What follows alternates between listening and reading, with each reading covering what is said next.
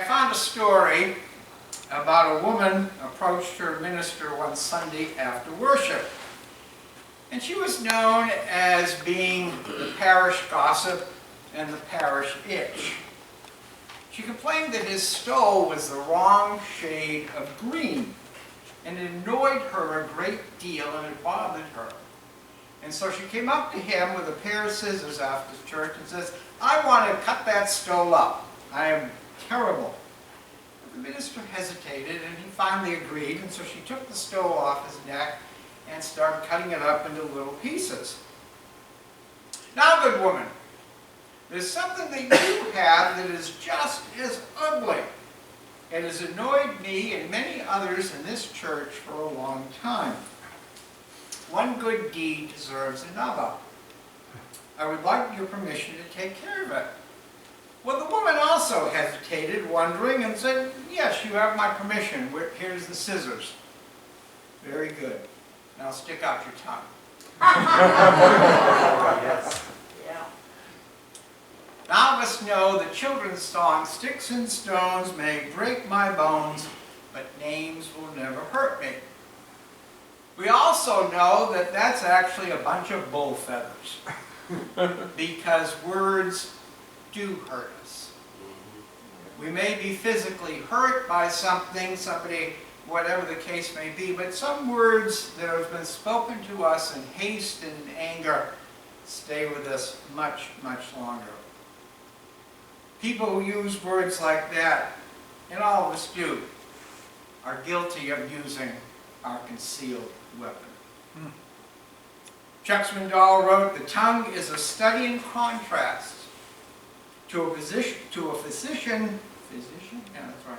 It is merely 2 ounces of mucous membrane enclosing a complex array of muscles and nerves that enable our bodies to chew, taste, and swallow. It is also a major organ of communication that enables us to make articulate, distinct sounds so we can understand. A tongue is essential for our survival as individuals and as communities." Now, this morning's lesson from that Tom wrote, Tom didn't write it, Tom read it, James wrote it.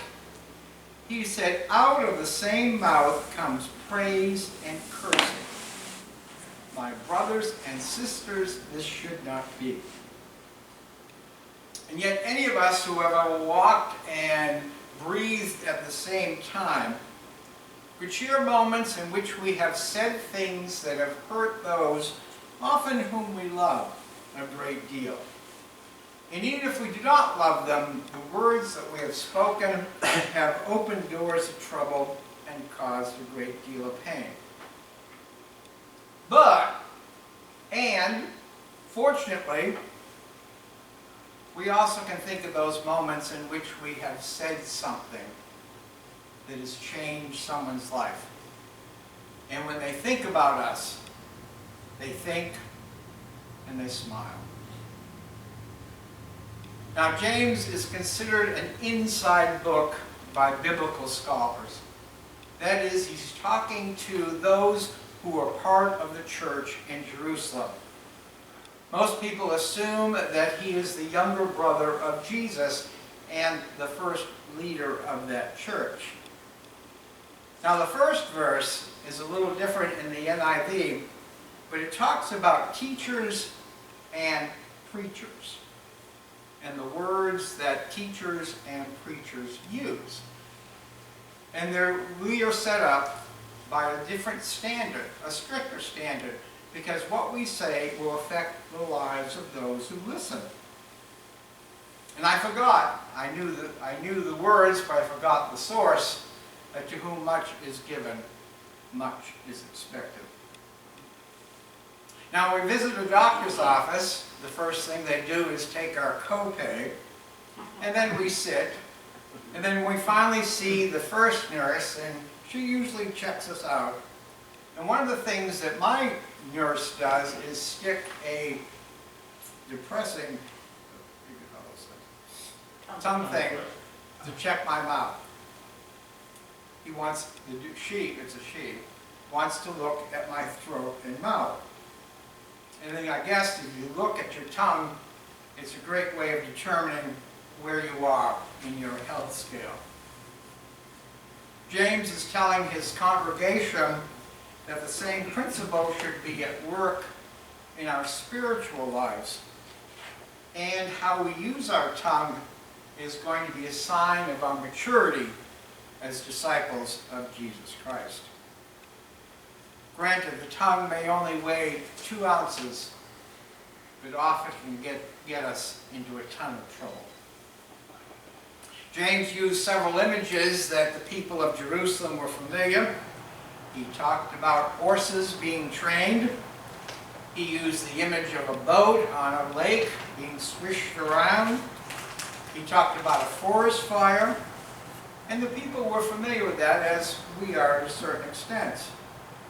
And for us in Florida, we are familiar with the image of the reality of a concealed weapon in church. My good friend John Calvin wrote, "The only thing more damaging than a loose cannon is a slippery and loose tongue." I think with the help of the Holy Spirit, tongues can bless more than they can burn. There's a story told about 2 literary clubs that were part of the University of Wisconsin a number of years ago. And the men's group were known as the Stranglers. They were very, very, very critical and hurtful of one another's work. They dissected that work with a passion and often left the words laying on the floor. The women's group was known as the Wranglers, and they were polite and supportive and very helpful. And they encouraged one another with honest and kind criticism. Years later, someone looking back noticed that the men's group, none of those men ever published anything. But the women's group did quite well, including something that we're familiar with down here in Florida, Marjorie Rollins and her book, The Yearling. The Apostle Paul, in that chapter of the 13th chapter of Corinthians, reminded his audience, more or less, hey, I am so smart that when I speak, men and women are impressed. But, if I do not have any love or respect for my listener, then nothing is being achieved, and I have wasted my time with my chitter-chatter. Proverbs, the book of from Solomon, a little more succinct. Thoughtless words can wound or deeply as any sword, but wisely spoken words can heal. Mother Teresa wrote, kind words can be short and easy to speak, but their echoes are truly endless. There's a great deal of truth in that subtle phrase.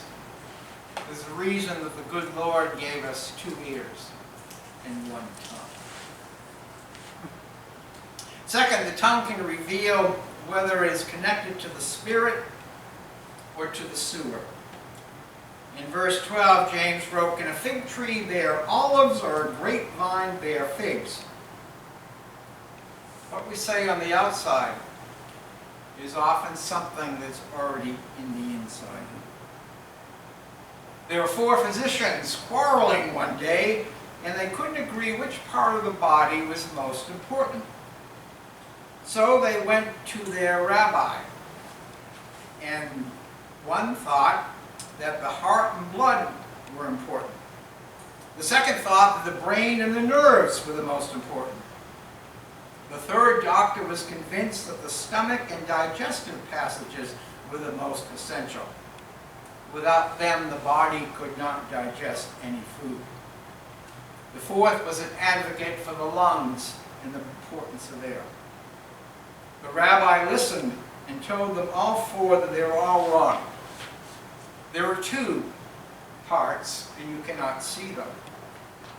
One is the channel that runs from the ear to the soul.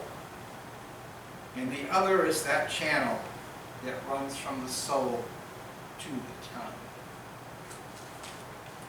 I think James is sharing the same lesson with us this morning. All of us, being a part of the human race, we try, we struggle, we attempt, we want our words to do some good so that we can be considered pleasant and decent people. We want to help. It's just part of our human nature not to push people away. And I admit that I flunk that often, more often than not, without thinking. I continue to struggle. I use my concealed weapon too often in the wrong way. There's a story told about Jimmy Carter's mother when President Carter was in the White House. And the reporter, trying to get a story, questioned her about her son's honesty. "Do you mean he never told a white lie?" Miss Lillian replied, "Well, I reckon he might have told one or two white lies once in a while." And the reporter thought he had a story there and jumped on it and said, "You mean white lies are okay? What do you mean by what's a white lie?" Miss Lillian said, using her best manners, "Well, do you remember when you walked in this morning and I told you how well I thought you were dressed and how wonderful I thought that you were here with me?" Okay, think about that one. Two environmentalists were pestering the fishermen. "Aren't you ashamed of yourself for catching those poor little fish?" And the fisherman said, "Boys, if those fish knew how to keep their mouth shut, they would never be caught." The question this morning is, do we use our mouths for the right reasons? Someone wrote, "We know metals by their tinkling and people by their talking." Many clergy begin their sermons by looking at the cross and saying, "May the words of my mouth and the meditations of my heart be acceptable in thy sight, O Lord, my Redeemer."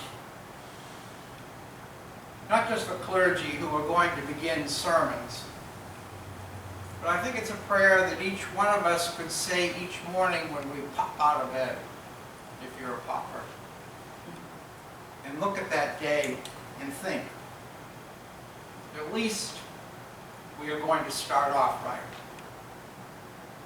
And so I wish you good talk, good thoughts, and above all, good luck. Because each one of us, as well, needs it. Amen.